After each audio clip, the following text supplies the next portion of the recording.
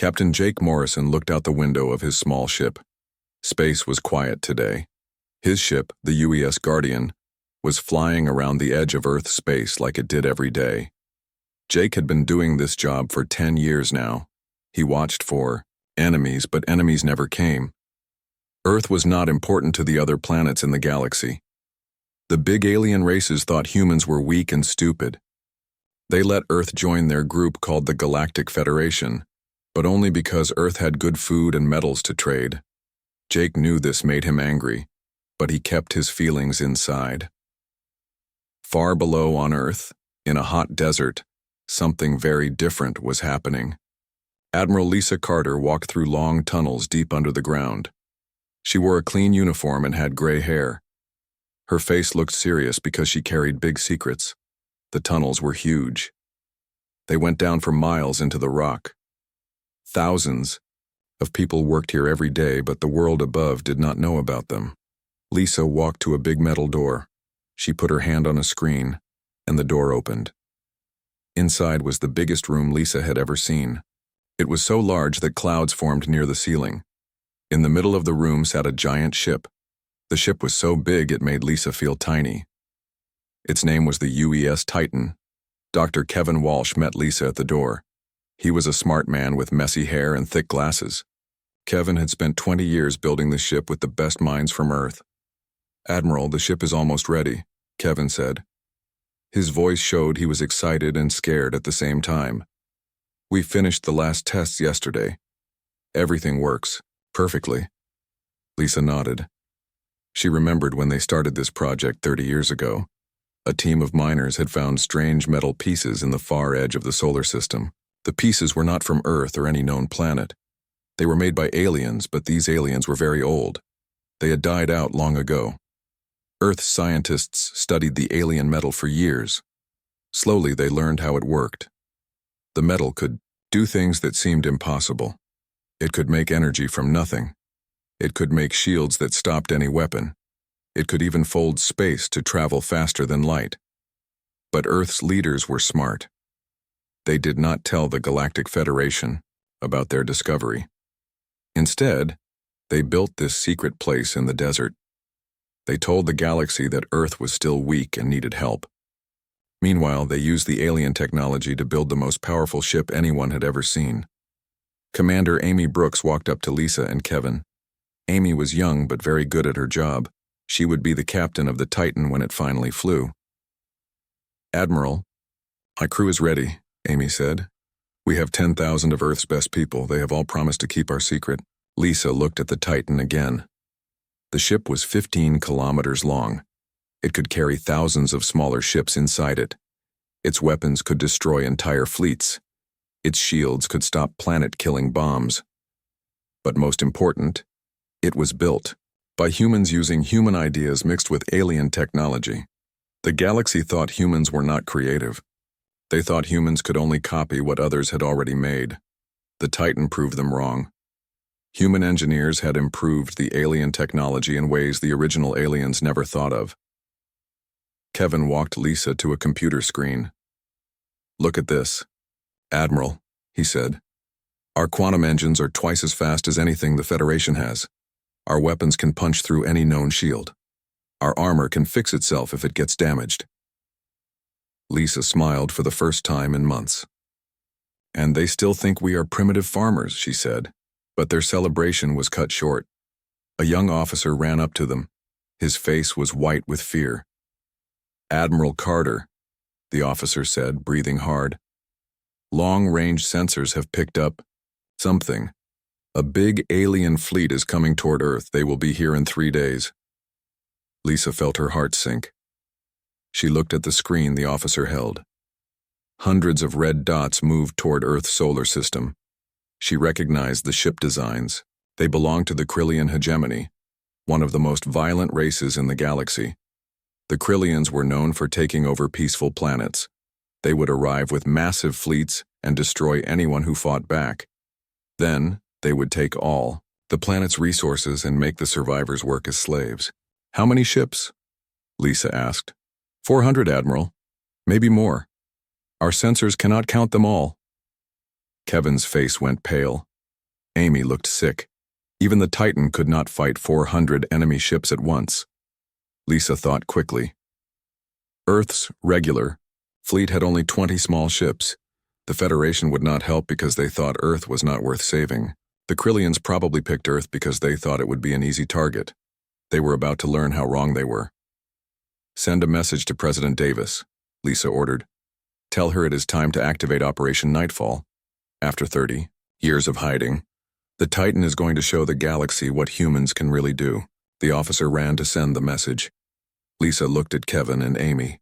All three of them knew that everything was about to change. In 3 days, either Earth would be free, or the Titan would be destroyed, and their secret would die with them. But Lisa was not afraid. She had spent her whole life preparing for this moment. Earth's secret weapon was ready. The galaxy was about to learn that humans were much more dangerous than anyone had ever imagined. Ambassador Paul Rodriguez sat in the big meeting room on Federation Station. Around him sat representatives from dozens of alien races. They all looked worried, but Paul could see they had already made up their minds. The Altarian delegate, a tall blue creature with 4 arms, spoke first. The Krillian fleet is too strong. We cannot risk our ships to save one primitive world. A Centauri coalition member nodded. His scales gleamed under the bright lights. Earth contributes little to our alliance. It makes no sense to fight a war. We cannot win. Paul stood up. His hands shook with anger. Earth is a member of this federation. We have rights. We pay our taxes and follow your laws. The Altarian made a sound that might have been laughter. Your planet has been in the Federation for 30 years. What have you given us besides food and raw materials? Your technology is centuries behind ours. Your military is weak. The Krillians will destroy your entire fleet in minutes. Other aliens in the room made agreeing sounds. Paul looked around at faces that showed no care for Earth's fate. These creatures had decided that humans were not worth saving. This meeting is over, announced the Federation Chancellor, an old Vegan with wrinkled purple skin. All Federation forces will pull back from the Sol system. We will not waste lives defending a world that cannot defend itself. Paul watched in horror as the other delegates filed out of the room. In 2 days, Earth would face the Krillian fleet, alone. The Federation had abandoned them without a second thought. Meanwhile, on Earth, President Helen Davis stood in her underground command center. The room was full of screens showing the approaching alien fleet. Military officers moved around quickly, preparing for the worst battle in human history. Madam President, said General William Clark, the head of Earth's military. Our surface fleet is moving into position, but 20 ships against 400. We cannot win this fight. Helen nodded. She had known this day would come eventually. Earth had been playing weak for 30 years, but now it was time to show their true strength. General, please contact Admiral Carter in the desert facility. Tell her she has permission to activate Operation Nightfall. It is time for the Titan to fly. General Clark looked surprised. Madam President, are you sure? Once we reveal the Titan, there will be no going back. The whole galaxy will know what we have been hiding. The whole galaxy already thinks we are weak, Helen said. Let them learn the truth. Deep in the desert, Admiral Lisa Carter received the President's message. She had waited 30 years for this moment. She walked to the main control room where hundreds of people worked at computer screens. Attention, everyone, Lisa announced. Her voice echoed through the huge underground facility. We have received authorization from the President. Operation Nightfall is now active. Begin launch procedures for the Titan. The facility came alive with activity. Massive doors in the ceiling began to open. Sand and rock moved aside to reveal a hole big enough for the giant ship to fly through. Warning sirens rang out as the Titan's engines started to warm up. Commander Amy Brooks stood on the bridge of the Titan. Around her, 10,000 crew members prepared their stations. Most of them had trained their whole lives for this mission, but they had never flown the ship in open space. All systems are green, reported the chief engineer. Quantum cores are at full power. All weapons are ready. Launch bay doors are opening. Amy, looked at the main screen. It showed the tunnel leading up to the surface. After 30 years of hiding, the Titan was about to see sunlight for the first time. "Take us up," Amy ordered. The huge ship began to rise. Its engines made no sound, but the ground shook for miles around.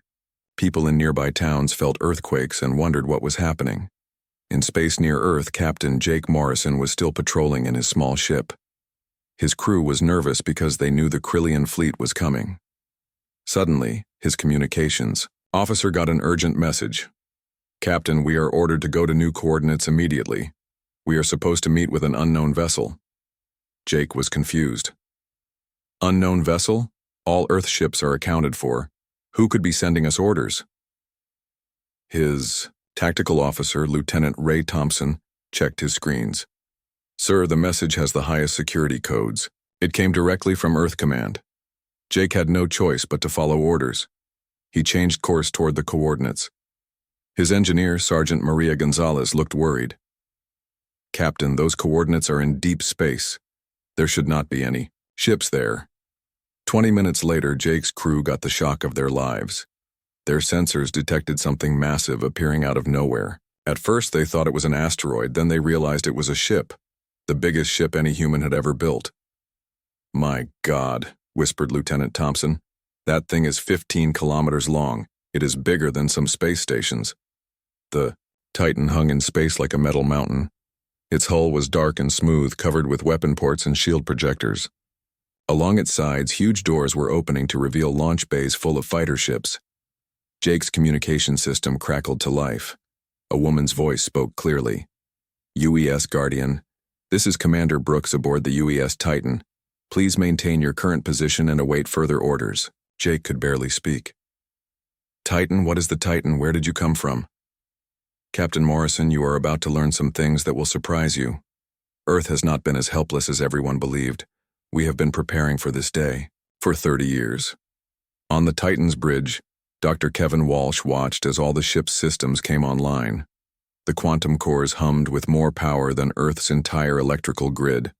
The artificial intelligence called Oracle began calculating battle plans for the coming fight. "Commander Brooks," Kevin said, "all systems are functioning perfectly. We are ready for combat." Amy looked at the main screen, which now showed the approaching Krillian fleet. In 36 hours, they would reach Earth. The Krillians expected to find a weak planet protected by primitive ships. Instead, they were going to meet the most advanced warship in the galaxy. The Titan represented humanity's greatest secret and their best hope for survival.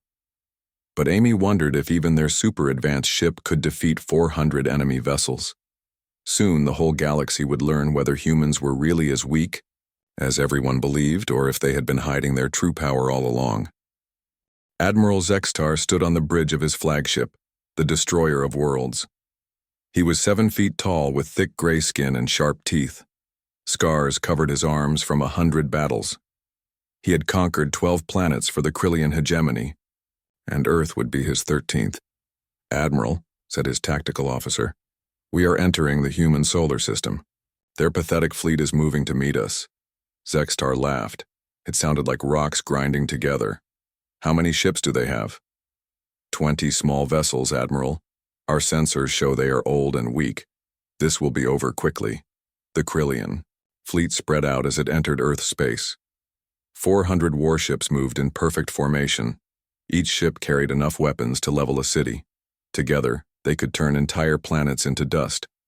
Captain Ben Parker commanded the lead scout ship. He was young for a Krillian officer, but he was good at his job. His orders were simple: find the human fleet and destroy it before the main battle began. "Sir," called his sensor operator, "I am detecting something strange. There is a large object between us and Earth. It appeared from nowhere." Ben looked at his screens. Something massive was blocking their path to the human planet. At first, he thought it might be a space station or an asteroid. Then he realized it was a ship. "That is impossible," Ben said. "No ship is that big. Run a full scan immediately." His crew worked quickly to analyze the mysterious vessel. What they found made no sense. The ship was 15 kilometers long and 3 kilometers wide. Its energy Readings were off the charts. The hull was made of materials their computers could not identify. "Captain Parker," came Admiral Zextar's voice over the radio. "Report your status." Ben's voice shook as he replied, "Admiral, there is a massive ship blocking our approach to Earth. I have never seen anything like it."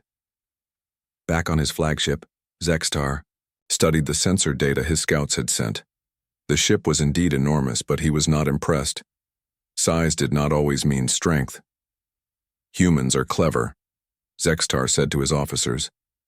"They built one big ship to scare us. It probably has no real weapons. All ships maintain course. We will destroy their toy and then take their planet." On the bridge of the Titan, Commander Amy Brooks watched the alien fleet approach. Her crew was nervous but ready. They had trained for this moment their entire lives. "Oracle," Amy said to the ship's artificial intelligence, "how many enemy vessels are you detecting?" 412 ships, Commander," Oracle replied in a calm voice. "Analysis shows they carry approximately 50,000 Krillian soldiers and enough firepower to destroy a planet." Dr. Kevin Walsh checked his instruments. "All systems are running perfectly, Commander. The quantum cores are at full power. Our shields are stronger than anything in the galaxy." Admiral Lisa Carter's voice came through the communication system from Earth. "Titan, you are authorized to engage the enemy. Show them what human engineering can do." Amy nodded. She opened a communication channel to the Krillian fleet. "Attention Krillian vessels," she said. "This is Commander Brooks of the United Earth.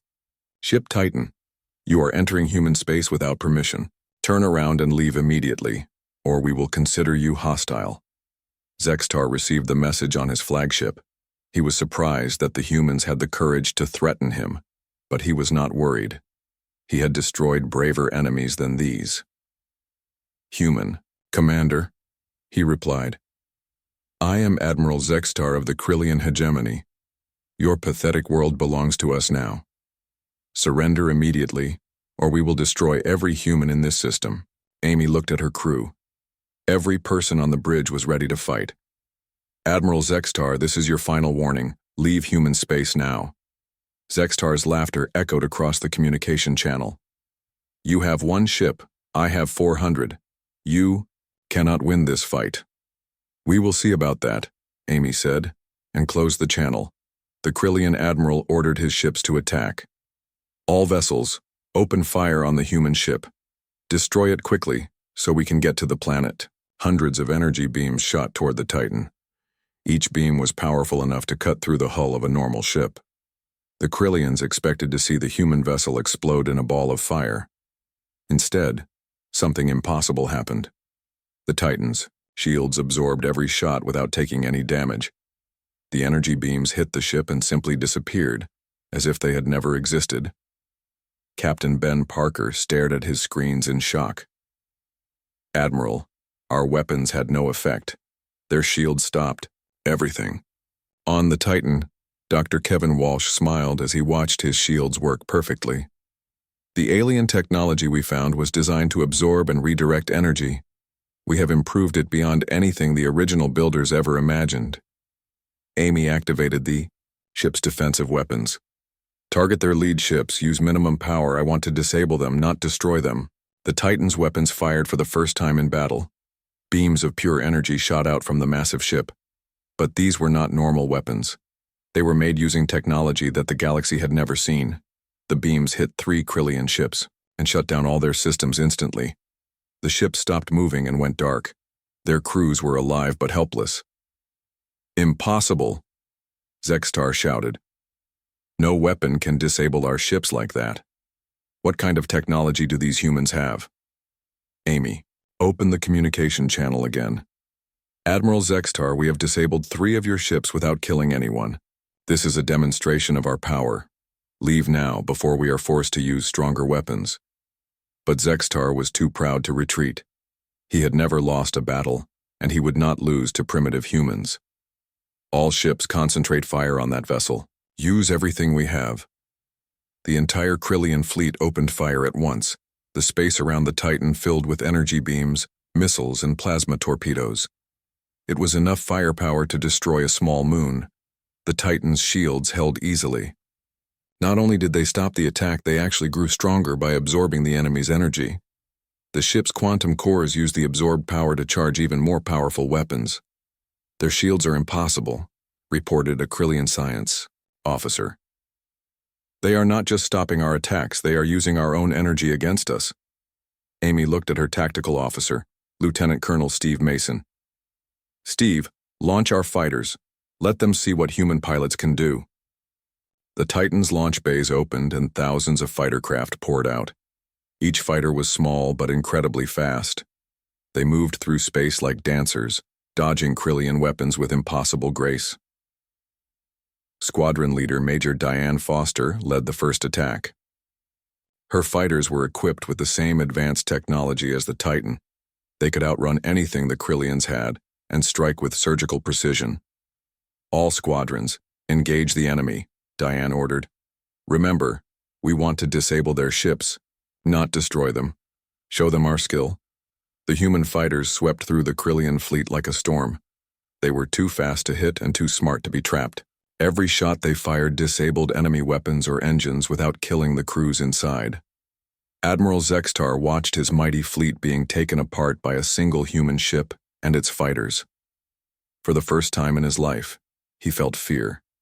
These humans were not primitive at all. They had technology that made his own ships look like toys. Admiral, his tactical officer said quietly, perhaps we should consider retreat. But Zextar's pride would not let him give up. He ordered his remaining ships to form up for one final attack. If he could not win this battle, at least he would fight to the end. The Titan hung in space like a metal mountain, surrounded by thousands of small fighters. It had faced the attack of 400 enemy ships and taken no damage. Now it prepared to show the galaxy what human power really looked like. 3 days after the battle, the galaxy was in chaos. News of Earth's victory had spread to every world in known space.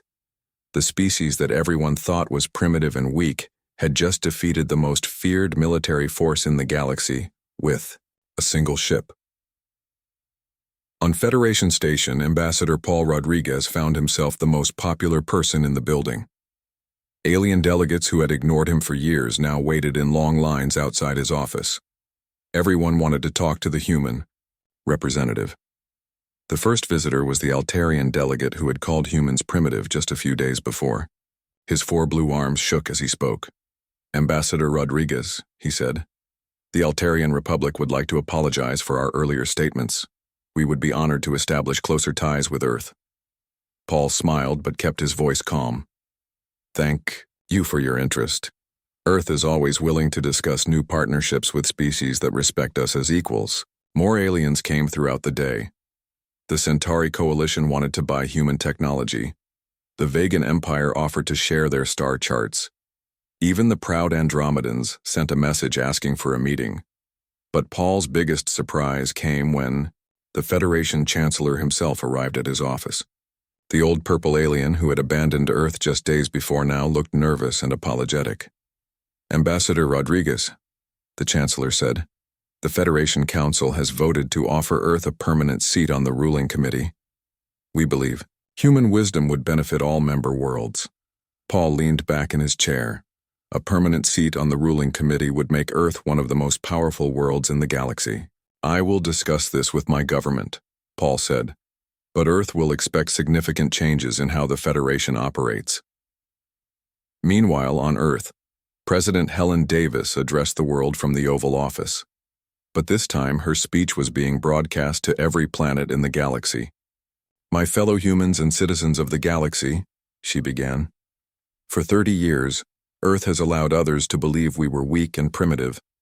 This was necessary to protect ourselves while we developed the technology that saved us from the Krillian invasion. She paused and looked directly into the camera. But now the truth is known. Humans are not weak. We are not primitive.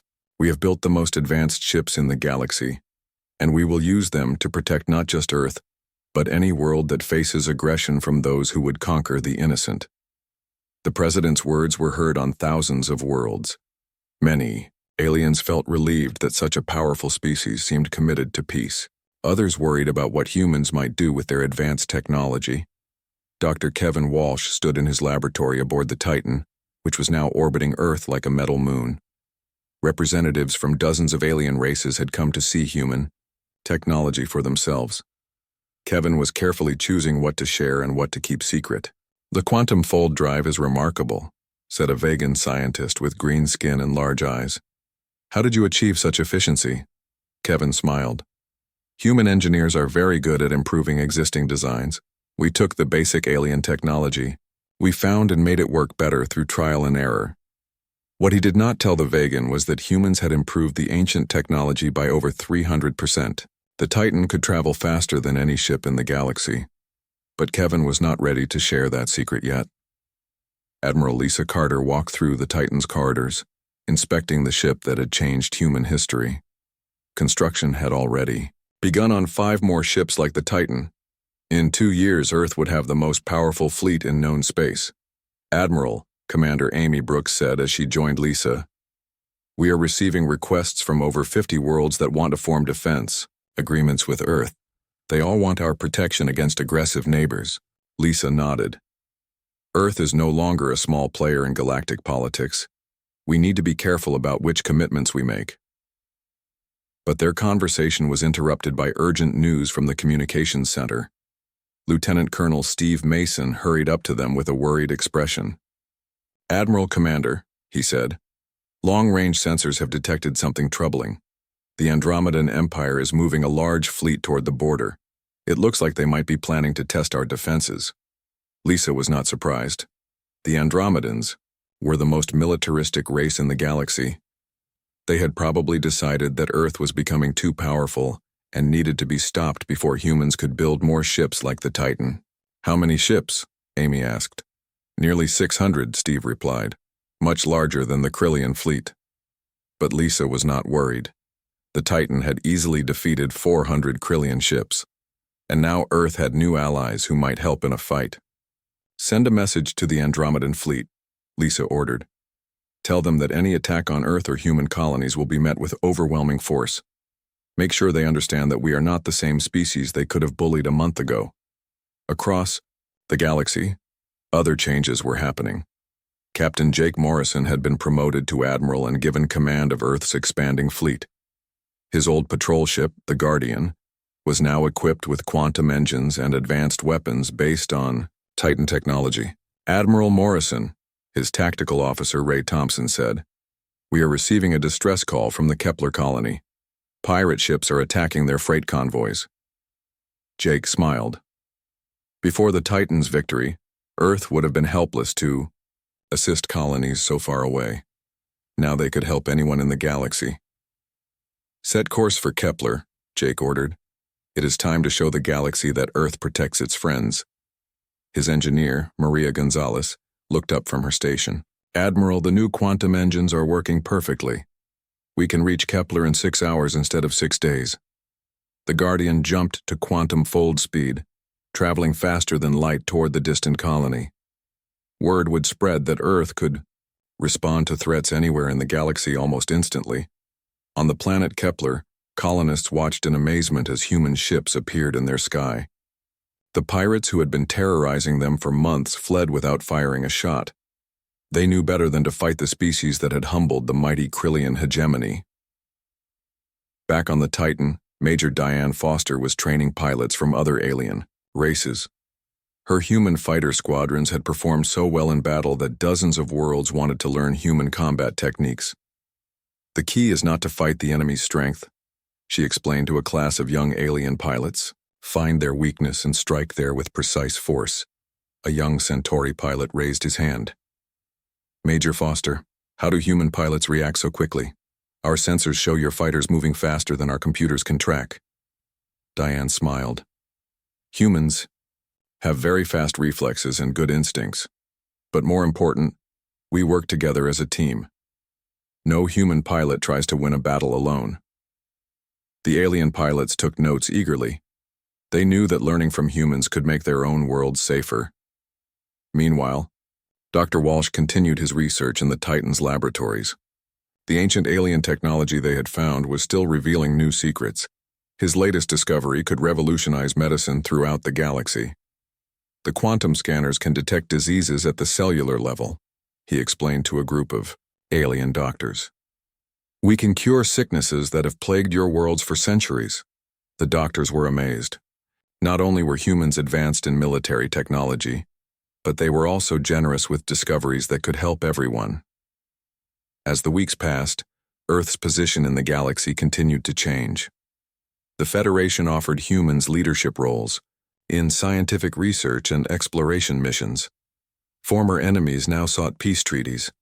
Worlds that had never heard of Earth suddenly wanted to establish trade agreements. President Davis met with her advisors to plan humanity's future in the galaxy. We must be careful not to become what we once feared, she warned. Earth has the power to dominate other worlds, but that is not who we want to be.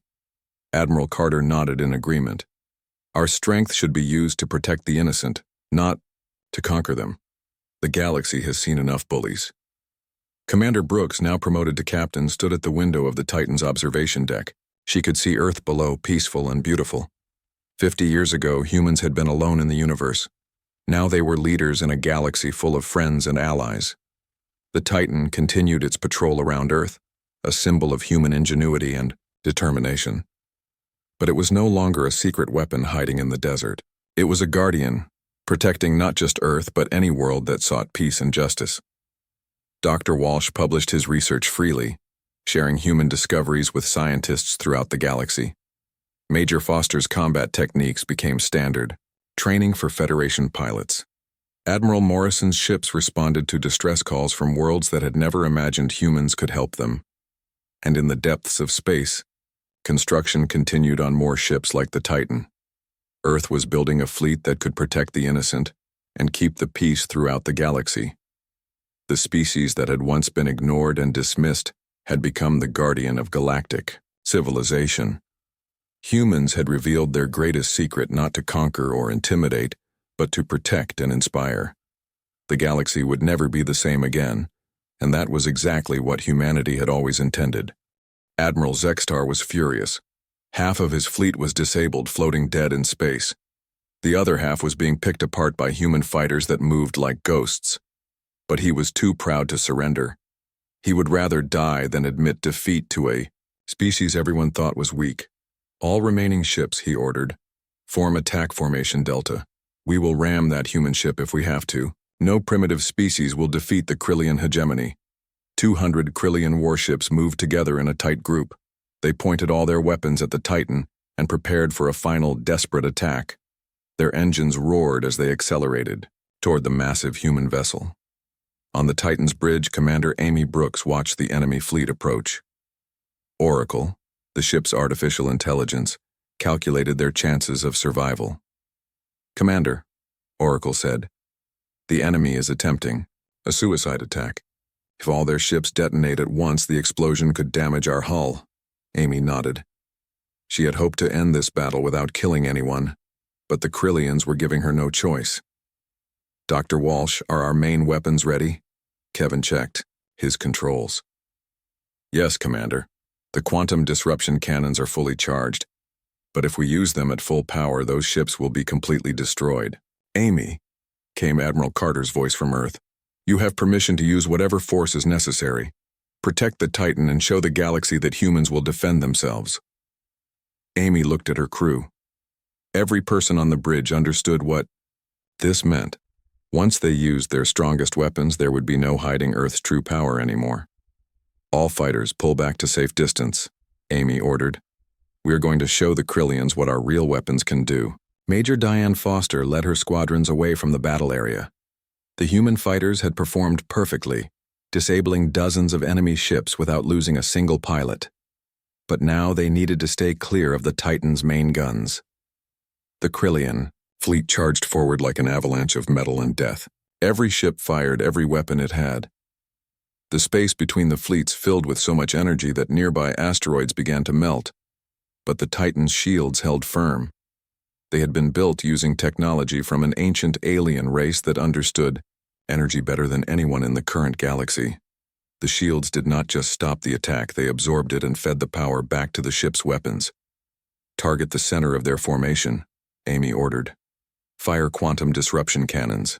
The Titan's main weapons fired for the first time at full power. Beams of pure energy shot out from the massive ship. But these were not ordinary energy beams. They were made using quantum technology that could tear apart the basic building blocks of matter. The beams hit the center of the Krillian formation and kept going. They passed through ship after ship like light through glass. But instead of destroying the vessels, the quantum energy simply shut down every system on board. Engines stopped. Weapons went dark. Life support systems switched to emergency power. Seconds, the entire attacking force was disabled. 200 Krillian warships floated helplessly in space, their crews alive but completely powerless. Admiral Zextar stared at his controls in horror. Every light on his bridge was red. His mighty flagship, the terror of a dozen worlds, was now nothing more than a floating piece of metal. "How?" he whispered. "How is this possible?" On his small patrol ship, Captain Jake Morrison watched the battle with amazement. His tactical officer, Lieutenant Ray Thompson, kept checking his sensors because he could not believe what they were showing. "Captain," Ray said, "the Titan just disabled 200 enemy ships with a single shot. I have never seen weapons like that." Sergeant Maria Gonzalez looked up from her engineering station. "Those quantum beams did not destroy the ships. They just turned off all their technology. The Krillian crews are still alive." Jake shook his head in wonder. "Earth has been hiding technology like this for 30 years? No wonder they told us to stay weak and quiet." Across the galaxy, automatic monitoring stations recorded everything that happened. The battle was being broadcast to every member world of the Federation. Alien leaders who had abandoned Earth just hours before now watched in shock as a single human ship defeated an entire Krillian invasion fleet. On Federation Station, Ambassador Paul Rodriguez watched the battle on a big screen. Around him, the same alien delegates who had called humans primitive now sat in stunned silence. The Altarian delegate, who had 4 arms and blue skin, spoke first. "This is impossible. Our intelligence report said humans had no advanced technology." Centauri Coalition member nodded slowly. "Either our spies were completely wrong or the humans have been lying to us for decades." Paul stood up and looked around the room. "Gentlemen, it seems you underestimated my species. Earth would like to renegotiate our position in the Federation." Back in the battle zone, Commander Brooks opened a communication channel to the disabled Krillian fleet. "Admiral Zextar," she said, "your fleet is defeated. Your ships are disabled, but your crews are alive. This is your last chance to surrender and withdraw from human space." Zextar's voice came through the speakers. It sounded tired and defeated. "Human Commander, I have never seen technology like yours. My ships cannot fight weapons that simply turn off our systems. I formally surrender." Amy felt relief wash over her. The battle was over, and she had managed to win without killing thousands of enemy soldiers. "Admiral, gather your disabled ships and leave this system immediately. If you ever return, we will not be so merciful." Dr. Walsh looked at his instruments. "Commander, every system on the Titan is working perfectly. We took no damage at all. The quantum cores are still at full power." Amy smiled. The ship had performed even better than they had hoped. Earth's secret weapon had just proven that humans were not the weak species everyone thought they were. But she knew this was just the beginning. News of this battle would spread across the galaxy in days. Every alien race would want to know how humans had developed such advanced technology. Some would want to be friends. Others would see Earth as a threat that needed to be destroyed. "Oracle," Amy said to the ship's computer, "send a message to Admiral Carter on Earth. Tell her the battle is over and Earth is safe. The Krillians are withdrawing." "Message sent, Commander," Oracle replied. "Also, I am detecting communication signals from across the galaxy. It appears that many alien races are trying to contact Earth." Amy nodded. The secret was out now. After 30 years of hiding, Earth had shown its true strength. The galaxy would never look at humans the same way again. On the disabled Krillian flagship, Admiral Zextar stared out at the Titan. The massive human ship hung in space like a monument to power he could not understand. His career was over. His reputation was destroyed. But he was alive, thanks to human mercy he did not deserve. "Admiral," his communications officer said, "the humans are allowing us to activate emergency systems. We can repair our engines and leave." Zextar nodded slowly. "Send a message to Krillian Command. Tell them that Earth is not a primitive world. Tell them that humans have weapons we cannot fight. And tell them that any future attacks on human space will end in disaster." The Krillian fleet began the slow process of repairing their ships and retreating from human space. They had come to conquer a weak planet and instead had met the most advanced military force any of them had ever seen. The battle was over, but Amy knew that Earth's real challenges were just beginning. The galaxy now knew that humans had been hiding incredible technology for decades. Some alien races would want to be allies, others would want to steal human secrets, and some would want to destroy Earth before it became too powerful. But as she looked at her crew and her magnificent ship, Amy felt confident. Earth had revealed its greatest secret and won its first major victory. Now it was time to show the galaxy what humans could really accomplish when they stopped pretending to be weak.